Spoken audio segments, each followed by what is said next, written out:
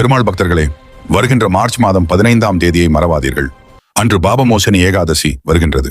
இந்த ஏகாதசி பங்குனி மாதம் பால்குண மாதம் கிருஷ்ணபக்ஷ ஏகாதசி ஆகும். பாபம் பிளஸ் மோசனி, இது சர்வ ஏகாதசிகளில் ஒன்று.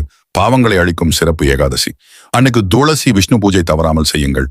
நீங்கள் பெருமாள் பக்தர் என்றால் லைக் செய்து நம்ம வேல் மீடியா சேனலை சப்ஸ்கிரைப் செய்து கொள்ளுங்கள். காலை நேரத்தில் துளசி செடியின் முன் ஒரு நெய் விளக்கு ஏற்றுங்கள். துளசி செடியை 3 அல்லது 11 முறை சுற்றி நடக்கவும்.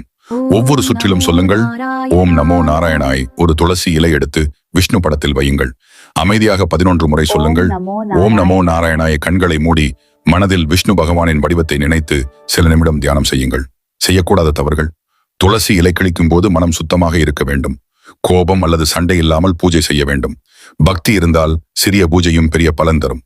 பாபமோசனி ஏகாதசி பலன்கள்: செய்த பாவங்கள் நீங்கும், வாழ்க்கையில் தடைகள் குறையும், மன அமைதி கிடைக்கும், புண்ணியம் பெருகும், நல்ல அதிர்ஷ்டம் வரும், விஷ்ணு அருள் பரிபூரணமாக கிடைக்கும்.